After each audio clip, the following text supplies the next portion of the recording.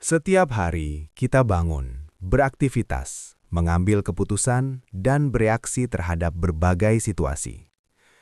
Sebagian besar dari apa yang kita lakukan terasa seperti pilihan sadar. Namun kenyataannya, banyak tindakan kita tidak benar-benar diputuskan secara aktif.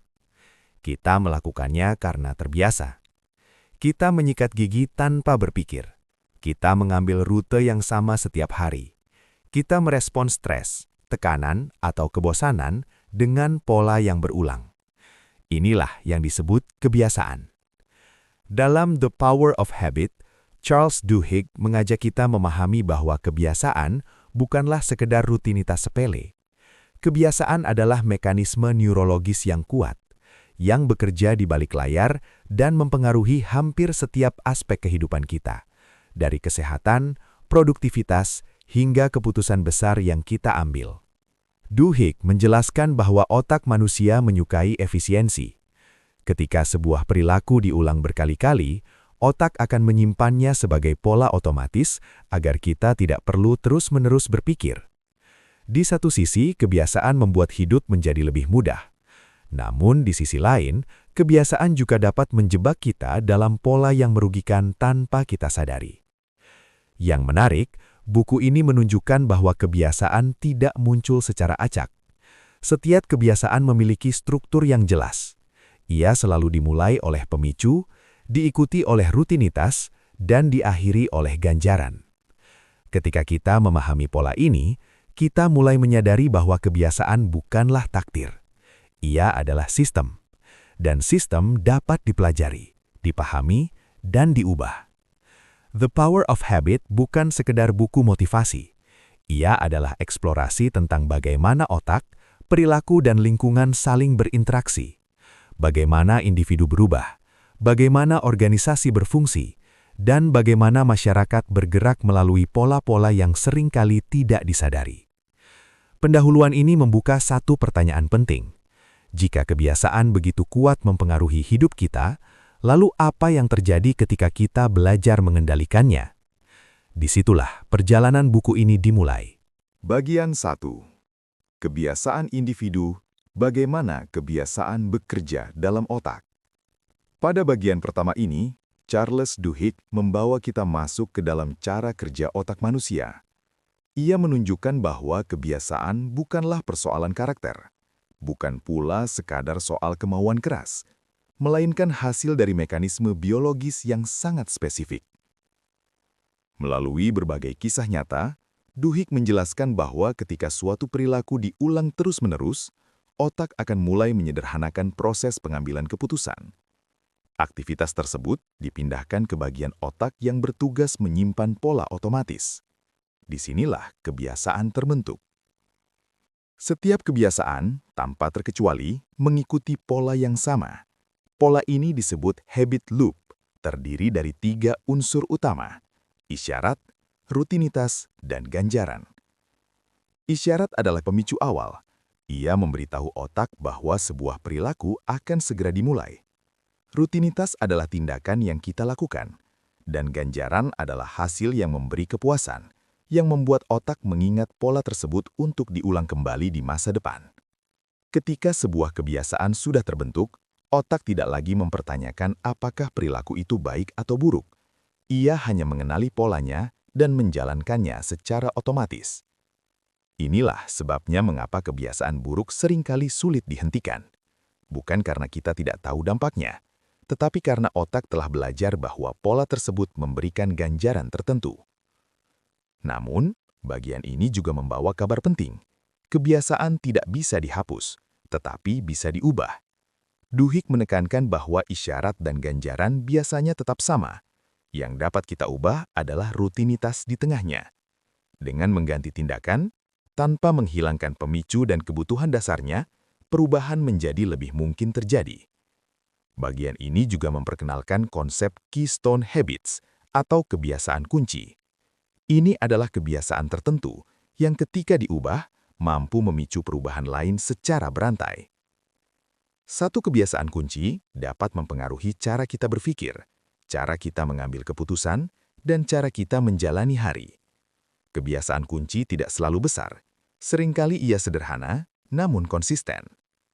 Melalui pemahaman ini, The Power of Habit mengajak kita melihat diri sendiri dengan sudut pandang yang berbeda, bukan sebagai pribadi yang gagal atau tidak disiplin, melainkan sebagai manusia yang hidup dalam sistem kebiasaan tertentu. Dan ketika sistem itu dipahami, perubahan bukan lagi sesuatu yang mustahil. Bagian 2. Kebiasaan organisasi. Mengapa perusahaan dan institusi bertindak seperti mereka bertindak? Pada bagian kedua ini, Charles Duhigg memperluas pembahasan kebiasaan dari tingkat individu ke tingkat organisasi. Ia menunjukkan bahwa perusahaan, rumah sakit, sekolah, dan berbagai institusi besar tidak bergerak semata-mata karena keputusan rasional pimpinan, melainkan karena kebiasaan kolektif yang telah tertanam dalam sistem mereka. Organisasi seperti manusia memiliki rutinitas yang dilakukan berulang kali, rapat yang selalu dilakukan dengan cara yang sama, prosedur kerja yang jarang dipertanyakan, cara merespons masalah yang terus diulang, bahkan ketika hasilnya tidak optimal. Inilah yang disebut sebagai kebiasaan organisasi. Duhigg menjelaskan bahwa kebiasaan ini seringkali muncul karena kebutuhan akan efisiensi dan stabilitas. Tanpa kebiasaan, organisasi besar akan tenggelam dalam kebingungan dan konflik tanpa akhir. Namun, kebiasaan yang sama juga dapat menjadi sumber masalah besar jika tidak disadari dan dievaluasi. Melalui berbagai contoh nyata, bagian ini memperlihatkan bagaimana kebiasaan organisasi dapat mempengaruhi keselamatan, produktivitas, bahkan etika dalam pengambilan keputusan. Yang menarik, Duhigg menunjukkan bahwa tidak semua kebiasaan organisasi dirancang secara sengaja. Banyak di antaranya terbentuk secara tidak sadar, sebagai hasil kompromi, tekanan, dan kebiasaan lama yang terus dipertahankan karena sudah biasa seperti ini. Bagian ini juga menyoroti peran keystone habits dalam organisasi. Satu kebiasaan kunci, seperti budaya keselamatan atau transparansi, dapat memicu perubahan besar dalam perilaku kolektif. Ketika kebiasaan kunci berubah, cara orang bekerja, berkomunikasi, dan mengambil keputusan ikut berubah. Namun, Duhigg juga menegaskan bahwa kebiasaan organisasi tidak pernah netral. Ia selalu membawa konsekuensi. Ketika tanggung jawab dibagi ke dalam sistem, seringkali tidak ada satupun individu yang merasa sepenuhnya bertanggung jawab. Disinilah kebiasaan dapat menjadi alasan pembenaran atas keputusan yang merugikan. Bagian ini mengajak kita melihat organisasi bukan sebagai entitas yang sepenuhnya rasional, tetapi sebagai kumpulan manusia yang terikat oleh kebiasaan bersama. Dan ketika kebiasaan itu dipahami, organisasi pun dapat diubah, bukan dengan perintah semata, melainkan dengan mengubah pola yang dijalani setiap hari. Bagian 3.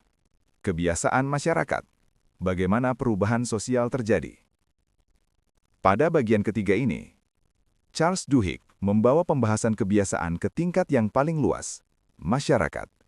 Ia menunjukkan bahwa kebiasaan tidak hanya membentuk individu atau menentukan cara organisasi bekerja, tetapi juga memainkan peran besar dalam perubahan sosial dan gerakan kolektif. Masyarakat, seperti individu, bergerak melalui pola-pola yang berulang. Cara orang bereaksi terhadap krisis, cara norma terbentuk, cara sebuah kebiasaan menjadi sesuatu yang normal dan akhirnya diterima tanpa dipertanyakan. Duhigg menjelaskan bahwa perubahan sosial jarang terjadi hanya karena satu orang atau satu ide besar. Perubahan terjadi ketika kebiasaan individu bertemu dengan keyakinan bersama dan diperkuat oleh dukungan sosial. Dalam konteks ini, kebiasaan menjadi jembatan antara tindakan pribadi dan perubahan kolektif. Bagian ini menyoroti peran kelompok, terutama bagaimana tekanan sosial, rasa memiliki, dan identitas bersama mempengaruhi perilaku seseorang.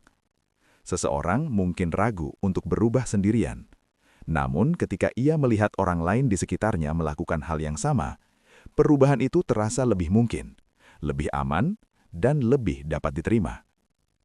Duhigg juga menunjukkan bahwa gerakan sosial yang berhasil biasanya tidak hanya mengandalkan karisma pemimpin. Mereka bertahan karena mampu menciptakan kebiasaan baru yang didukung oleh norma kelompok. Kebiasaan ini kemudian menyebar, bukan melalui paksaan, melainkan melalui relasi sosial dan kepercayaan.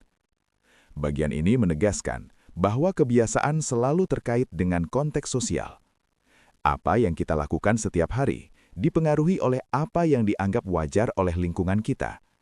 Karena itu, perubahan perilaku dalam skala besar tidak bisa dilepaskan dari perubahan budaya.